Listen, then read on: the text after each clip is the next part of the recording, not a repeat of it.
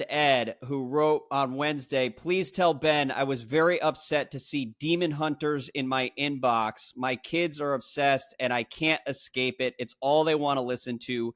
Golden and This Is What It Sounds Like are now stuck in my head constantly. So there you go, Ben. Maybe next time you consider a trigger warning of sorts for young parents out there worried about K-pop related daily updates. I don't know. What do you have to say for yourself? Oh, I mean, that was a very abrupt shift. It's like we're intel, political things, war, and then it's like, wait, Catastrophe. what are you talking about? Yeah, we're talking about K-pop, baby. Elsewhere in Asia. That's right. Let's talk. Speaking of South Korea, the Kpop Demon Hunters. My kids like wrote me into watching it a few weeks ago. And I was hooked. It's good. I recommend it. It's actually, what's good about it is, the music is insane. It's like insanely catchy. Like, basically every K-pop sort of cliche just on steroids. Okay. But it's like there's an edge to it. Like there's like, what my favorite scene is where like the heroes are kind of failing, and the risk of them failing is people losing their souls to the demons. And they're in a train fighting and they fail and the train's empty because everyone, like, they just depicted the massacre of like hundreds of people. Like it's kind of dark, like, which is great. Like there's it feels like there's stakes. Anyhow, endorse the movie. Edgy it's tween content. Yeah. But it's a fascinating business story. And yes, I'll get to the business story momentarily. Context for anybody who has no idea what we're talking about. This is the most popular film in the history of the Netflix platform as we record this. 236 million views was the number earlier this week. And by the way, the graph of those views is a straight line. That is not like, it's not leveling out. Yeah, we'll see where it nets out after the next couple of weeks here. It's an animated musical film developed by Sony. The movie centers on a fallen K-pop girl group that secretly doubles as demon hunters. After their career falters, the group comes together again, balancing the flashy, competitive world of K-pop with the supernatural battle against demons threatening humanity. It blends K-pop culture, action, fantasy, and musical storytelling. I'm sorry. Have you seen this movie? I have not seen this movie, and where did you? And number two, where did you get this summary of the movie? I got it from some article. Why? It's a terrible summary. What is it? They're not a fallen K-pop girl group. They're the top of the game. They're number one. Their career didn't falter. It's just a look terrible at you getting summary. all defensive on behalf of the K-pop Demon Hunters. Okay, fair enough. Yeah, you gotta watch it. Well, it was also released in theaters last weekend and was the biggest movie in America for the limited release that Netflix put together. Matt Bellany at Puck writes, Sony likes to say that it won the streaming wars by sitting them out and refusing to shovel money into the furnace of a mass market service. But here's an instance where the incentive to sell to the highest bidder ended up causing Sony to potentially leave massive amounts of money on the table, at least for this one title. Other vertically integrated entertainment companies would probably have held on to a theatrical window for a project that its execs believed could be successful, or hedged by sending it directly to its owned and operated streamer. In either scenario, a direct-to-streaming sequel that then could be elevated to theaters if desired. Remember, Disney developed Moana 2 as a Disney Plus series, then refashioned it as a theatrical film, and it grossed $1 billion. So Sony didn't do that. They shared the costs with Netflix. I believe Netflix bore the cost for $100 million to develop this movie. Yeah. So Netflix bore the cost. So basically the deal was Sony gets a 25% guaranteed, very important point, guaranteed 25% profit margin or $20 million, whichever is higher. Mm-hmm. In this case, the film cost $100 million. So it was $20 million.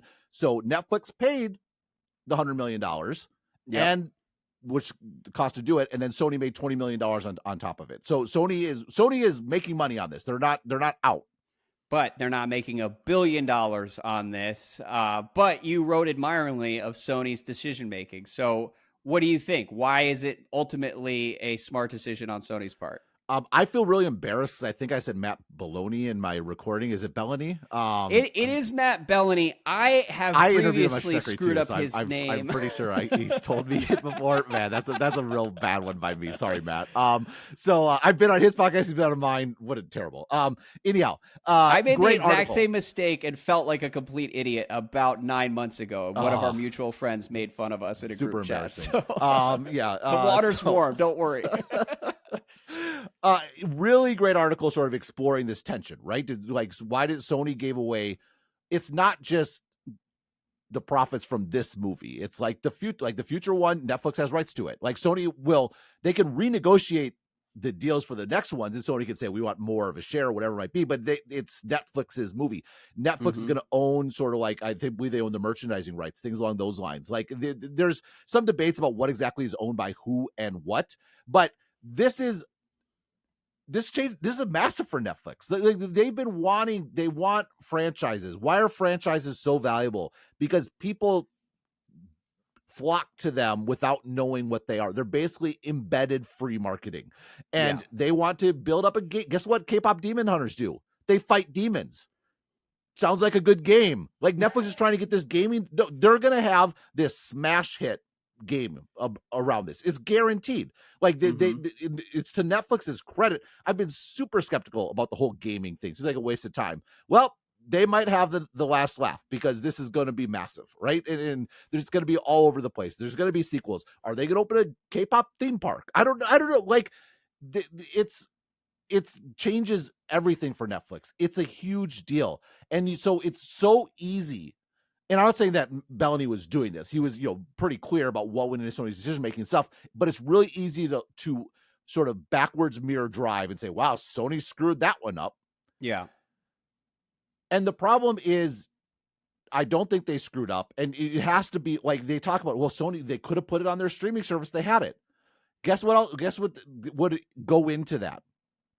You'd have to build the streaming service. You'd have to try to acquire customers. You'd have to watch all the customers churn. You'd have to be losing billions and billions of dollars along the way, doing things you're actually not good at, and ultimately sort of like losing your shirt and selling to Netflix anyway, which is going to happen to everybody else except for maybe Disney, in my estimation.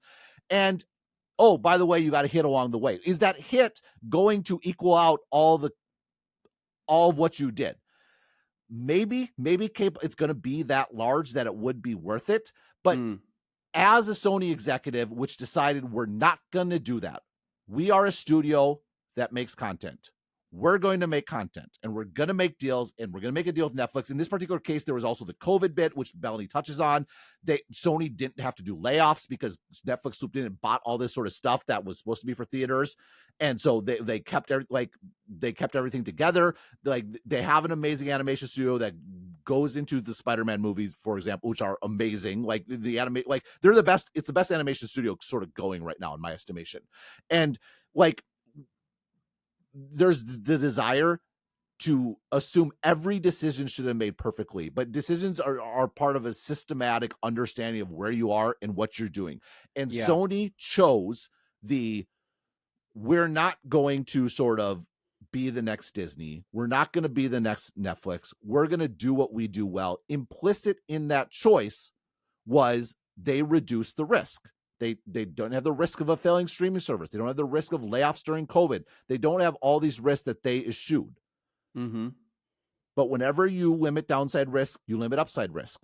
And it couldn't be a better example of this. And you know what? That's a choice they made. And I think it was the right choice. You don't get to look backwards and say, well, you should have known that a movie about K-pop stars fighting demons is going to be worth $1 billion and the franchise is going to be worth billions more. Not a fallen K-pop group, though. The number one K-pop group. No, you like if you could rewrite history, would Sony like to have? Of course they would. But that raises sort of the second question, which is, would K-pop Demon Hunters be K-pop Demon Hunters without Netflix? That's the most interesting aspect of the story. Can I just confess to you, the synopsis that I read earlier, it wasn't from some website. It was from ChatGPT. I knew it. I just wanted you to admit it. It was so clearly ChatGPT language. It's horrible. It's horrible. And I had flashbacks to the mistake I made on the GOAT like 2 years ago, trusting ChatGPT.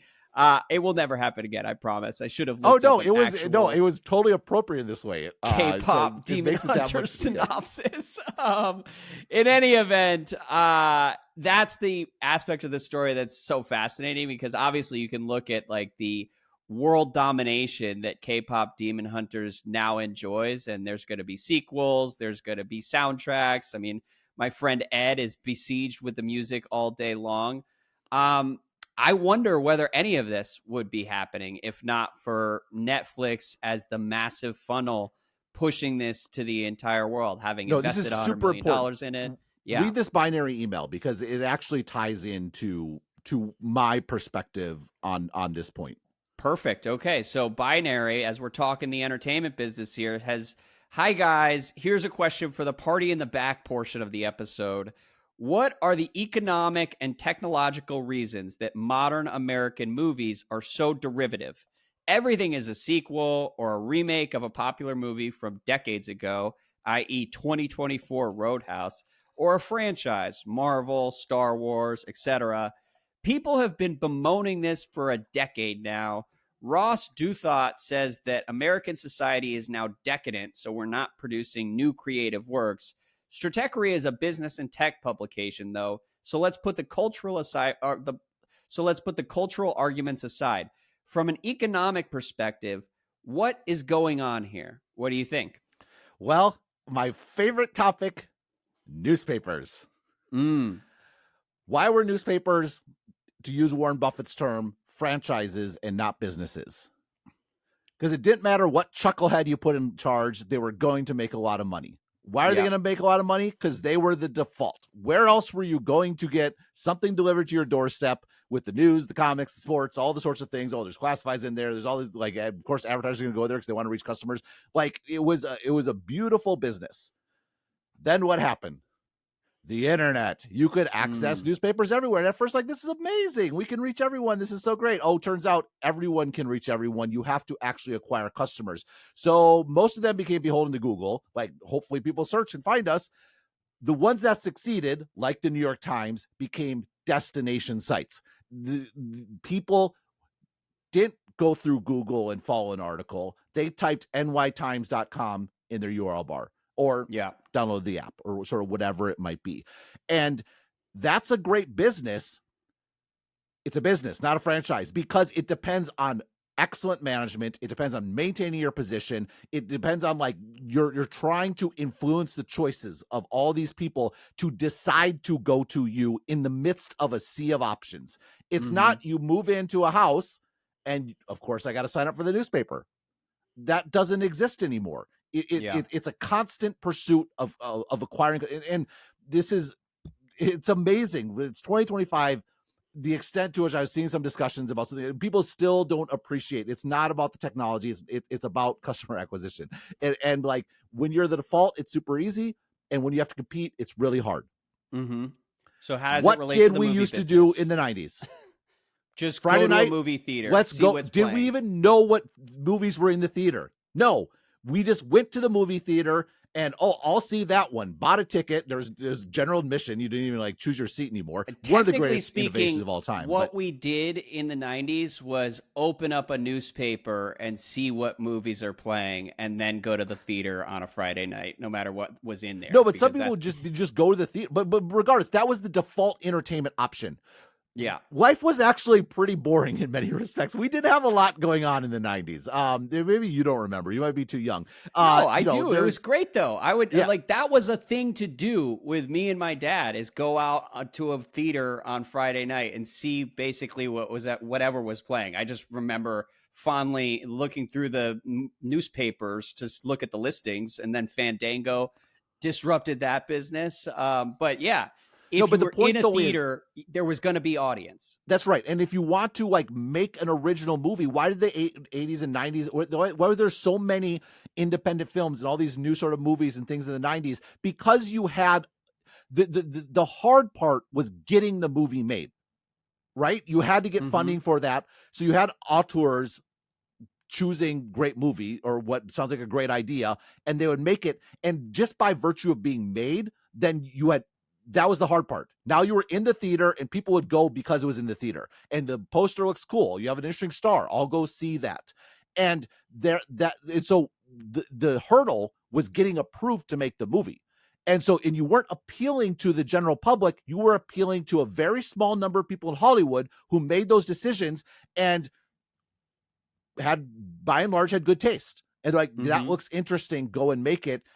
And they didn't have to really worry about the economic outcome. Of course, they wanted to make money, but by virtue of being made, most movies would make money. So that was the real sort of hurdle. It's like back in the day with software, is you had to get on the shelf at Circuit City. That was the hard part, right? The internet changed all this. It took away the gatekeeper function, and we celebrate this by and large. Of course, who likes gatekeepers? And I actually wrote an article about with the Harvey Weinstein sort of thing, and like the pro one Weinstein, of those gatekeepers, real zag. Well, no, but he was one of those people that chose movies, and he exacted certain favors for who was in the movies. Obviously objectionable. The point I was making in that article was, why was he in a position to do that? Because the structure of the movie industry relied on those gatekeepers, and he was one of the gatekeepers. Today, to be a star on YouTube, we're not going to have that problem because there is no gatekeeper. Anyone can go on there and do it. And the reality of movies today is they exist in a world with YouTube. They exist in a world with TikTok. They exist in a world of sharp tech, of a gazillion things to do to occupy your time and to listen, which means movies have become a destination site. People have to decide to go see a movie. And that's why, what's the best and easiest way to get people to decide to go see a movie? Make a sequel to a movie they've already seen before. Know. Yeah, exactly. That's right. And so, or the alternative, if you do original content, you have to spend basically like, what's the theory? If you spend $200 billion, you need to spend $200 billion in marketing. If you want to make like, that's the price. And so you're going to get movies that have to be widely applicable. You're not going to get niche movies because you have to do it sort of at scale. And that's the fundamental issue that's happening here. And this is how it ties back to Kpop Demon Hunters. Kpop Demon Hunters is not getting the audience it got in this world. Who is making a movie about a fallen K-pop girl group that secretly doubles as Demon Hunters? Andrew, what are you doing Friday night? You want to go on a date? Right? Well, I've heard a lot about K-pop Demon Hunters because the most popular film in Netflix history. Exactly. You've heard about it because it was on Netflix. And on Netflix, everyone's already subscribed to Netflix. It's just there.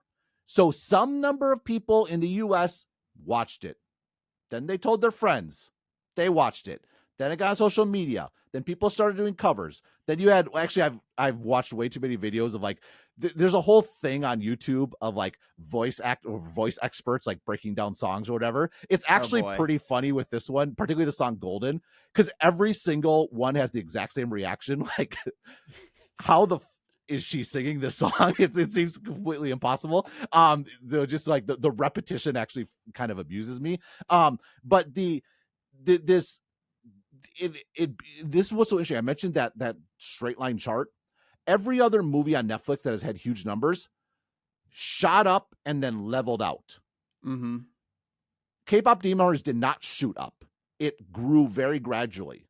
It was just a very steady linear increase that hasn't halted. And the slope of the line is actually totally different than every other big movie. And the other big movies like had big stars. Like, so you're on Netflix, it's like, oh, there's a Leo DiCaprio in the Netflix movie. Wow, that's big cool. I'll watch stars are released over like a holiday weekend where there's a big spike at the beginning and then it kind of flattens from there. That's true. I didn't notice that about the chart. Yeah. No, so the chart shows this was pure organic growth. Like, not to brag, kind of looks like how Shatekri grew, where it was just like, people expect this sort of exponential story.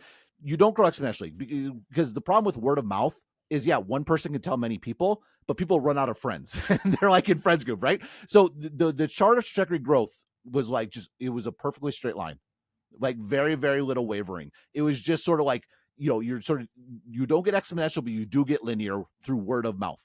And when I see that chart, I'm like, I know that is pure word of mouth. And word of mouth in this case only happens because everyone already has Netflix. The risk of me watching this movie is just my time on a Friday night. When I'm watching a movie anyway, might as well watch this one. That's totally different than having to go buy a ticket, drive to the movie theater, get popcorn, stand in line. That's a commitment. That's a destination. Kpop Demon Girls was not a destination. It was and the great irony here is all these studios wanted to take on Netflix and thought they could succeed because we have the content. Netflix doesn't have content. And the reality is they're actually all reduced to binaries complaints of just sort of regurgitating content. Actually, the place to create original content ended up being Netflix because the distribution gives the space for greatness, risk-taking, excellence, original work, as opposed to lowest common denominator stuff that you can count on to draw a baseline audience to the theater in 2025. The counter here is, why does so much content on Netflix suck if they have this? Right. But that's actually part of the answer. It's the opposite of Sony. It's, you throw a bunch of crap against the wall, some of it will stick. And so the downside is higher, but the upside is higher. And by the way, that's how the movie business worked for about 75 years. It was not that no movies lost money, but the hits hit high enough so that the upside covered all the losses on everything else. And there were people in movie theaters every single weekend. And now there's just far less risk tolerance in that industry than there used to be, because there's not as many like monster hits beyond like a handful of blockbusters, which themselves cost $500 million to produce and market and everything else. So the dynamics of the business are just broken. They're not, I would say the outlook is a little bit better than it seemed to be like 4 or 5 years ago, because you can still succeed with IMAX movies. But in general, it's the same. But IMAX Netflix is formula. leaning into the destination aspect, right? You're going there because it's the only place you can get the big screen and all the speakers and all that sort of thing. It's a concert experience as opposed to a movie experience, which is totally rational. And that makes sense that is what is remaining, because you have to deliver something people can't get at home. But it's interesting, too, that K-pop, I mean, it was a hit in theaters the past week or so. And so because all those people going had already seen the film. That's what it created the event community experience that we all yearn for. This is your concert point, right? Who goes to a concert and hasn't heard any of the songs? Yeah. The whole point is you've heard all the songs and now you want to have the communal event and seeing it live. That's what happened this weekend. Yeah. Well, and we talked about Netflix as the last bastion of monoculture 6 to 12 months ago. This is a killer example of that. Yeah. Keeping it alive, one K-pop movie at a time. Maybe I'll check it out.